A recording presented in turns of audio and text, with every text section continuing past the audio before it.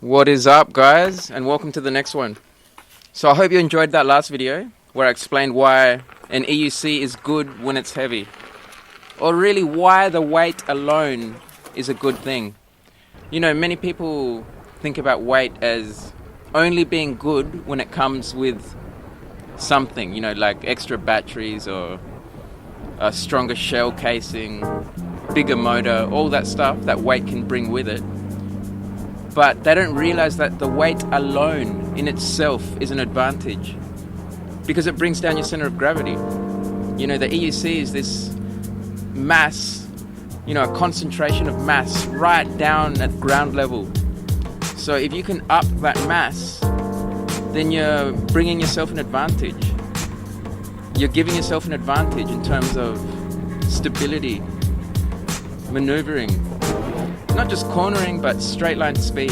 As you can see right now, I'm just on the bike lane, going about 60 kilometers an hour, and in a very narrow path there, you know. No worries though that the thing's gonna deviate, it's not gonna wobble, send me to one side. I wouldn't be doing this on a light EUC. I would want to have more space to move, you know. But on this thing, it's so stable that when you do this, it just feels right, you know. I could go on that line and just stay on that line if I wanted. This thing just stays where you want it to stay, goes where you want it to go. And this has got no suspension, guys. If it had suspension, it would be even safer. And the interesting thing about adding suspension to any wheel is that also adds weight. So it's doing a double service. It's giving you cushioning for impacts, and it's lowering your center of gravity by adding weight to the wheel. So that's interesting. I didn't mention that in the previous video. I should have actually. That's a very interesting point. But the other thing though is that suspension has to be done right, because as you know, with any vehicle, if you don't do the suspension correctly, you can have very bad results, you know, bouncing up and down, or it's too soft. Especially too soft. I wouldn't want it to be too soft because, as you know, with the Formula One, for example, they have very tight suspension for good control, you know. It helps you feel the road. The softer the suspension, the less you feel the road, because the suspension absorbs the contours, you know. It doesn't let you feel what the road has to offer. You know, it kind of filters it. So, yeah, that's another thing. The suspension has to be done right. I'm very happy with my Sherman, or when it was working, the way it feels, you know, with no suspension at all. You just use your knees, make sure they're nicely bent, and prepare for bumps, you know. So when you do see a bump coming, bend them even more, get even lower, and relax your muscles. That's important too. It's not just your position, it's the tension in your muscles, isn't it? Because that tension defines the elasticity of your muscles, how much they're going to move and deviate with each force that's applied to them. So yeah, it's a deep sort of, it gets deep into the science, you know, when you think about it. But the way I see it for now is I don't need suspension, and when it does come out and when it gets perfected, then I'll get it, because like I said, it needs to be done right. And these suspension wheels you see now, you know, you hear of so many issues already, and it is the first one, or they're the first ones. There's only 3 so far. It's the S18, the Bugatti X, and what's the other one? The V11 in motion. So there's only 3 out. It's the first ones that have ever been made for an EUC. And I would like to wait until they've been developed a bit further. More testing, more rider testing as well. More feedback from the riders.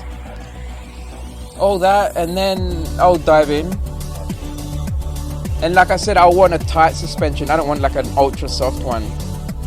because that also takes away from the ride in that you don't need to do as much. You know, if you had a soft enough suspension, you could just stand there like a zombie and just roll along the whole way without doing anything, you know?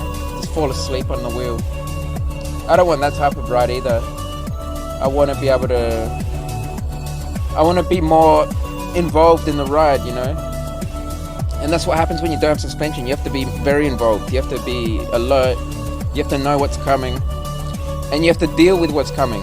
So you got a hole, you got a bump, you got to use your knees. But that's the amazing thing too, guys, is your knees can actually be far superior to any suspension. Or maybe it's because we've only got one wheel, I'm not sure. But just look at, like, I already showed you on my previous videos, those rough speed bumps, right? Rough as anything. On my van, I've got to go like 5 kilometers an hour. On the Sherman, I was doing 50. That's just, it's such a big difference. It's insane. It's 10 times. And we're talking about speed. And you know, energy and speed have a inverse square relationship. So if you times your speed by 10, your energy goes up by 100. So 10 times your speed, that's a lot. And it's not just those sharp rocks, it's also your regular speed bumps around, you know, around the city. On my van, I got to slow right down. On the Sherman, that you don't need to slow down. You just bend your knees. The point of impact, like 1 foot before you're about to hit the speed bump, just bend your knee really quickly up, and you just go over it like it doesn't even exist. It's crazy. It's quite insane. Because your knees just go up and the EUC goes up, and then it's like the speed bump isn't even there. You know, it's like just running on a track. So yeah, that's interesting as well. You know, I'm sure you could still do the same if you had suspension on the wheel. Just bend your knees up quickly. But who knows, it might change the feel, it might like put you off, it might throw you off. So that's to be seen. Well, for me at least, I've never ridden a suspension wheel. I've never ridden any wheel except for the 2 I own. The 2 that don't work. And yeah. I get the feeling that maybe it would throw you off because the bounce, you know, like the oscillation. I'm not sure if you know about vibrational science, but the oscillation of a spring damper system is defined by the spring tension and the damper, I don't know what you call that parameter, but it's how strong the damper is. And a damper is basically something that applies a force relative to velocity. So the faster you're trying to move through this thing, the harder it pushes back. It's like, you know, trying to run through water, basically. And if you don't have those 2 parameters set correctly, you're going to have bad oscillations, you know. And then if you're also coupling that with your knees, then the whole system is changing again, right? Because in a car, the engineers set these spring and dampers to certain parameters based on the weight of the car and the weight the distribution of the weight, the tires as well, and the terrain that they expect to run on. But the car is a fixed system, isn't it? It doesn't matter what you do inside the car, nothing changes, right? But on an EUC, you're an integral part of this system. So your knees are now coupled with that suspension system. So no matter what the engineers set those parameters to, the way you use your knees is going to influence the whole system. It's going to change the way it oscillates. And I get the feeling that maybe going over those speed bumps, you know, super fast, it might actually not be as easy with suspension. Because, and the reason I say this, I know I've never ridden a suspension wheel, so how can I actually say that? But the reason I say this is because without suspension, it's so easy. It's like crazy easy. You know, it's extremely... I mean, I feel like I could be going over at 100 kilometers per hour. Literally, and it still wouldn't make a difference. It's like... your knees are all you need, you know? They can be the best suspension. But then if you add in another system and now you're like working with that system. You know what I mean? It could throw you off. I don't know. It could be inferior.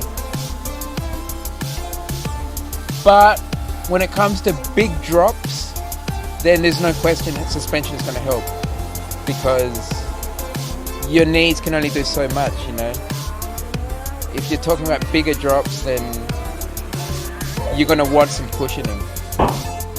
But when you're just talking about riding on the road and like performance of like handling and all that, I don't know, I get the feeling that maybe no suspension is just the way to go, and just rely on your knees and perfect that, you know. Because that's always going to be changing, isn't it? Doesn't matter what suspension you add, your knees are going to be part of the equation. And I don't think it's ever going to be ideal to just ride with a straight leg and just rely on the suspension 100%. I mean, obviously not, isn't it? That's going to be awful for control. Not only because your center of gravity is going to be higher, because you're going to be standing up higher, but you're not going to be braced and ready for sudden changes, and you know, you're going to have to change your position side to side, you know, fast leaning. It's better to have your knees bent. And it's interesting with these motorbikes, with the F1 car, obviously your knees have no effect on the system. Doesn't matter if you bend your knees or whatever, the suspension of the car takes care of everything. But with a motorbike, it's kind of half-half. Like, if you're just sitting on the seat, then your knees have no effect and the suspension does everything.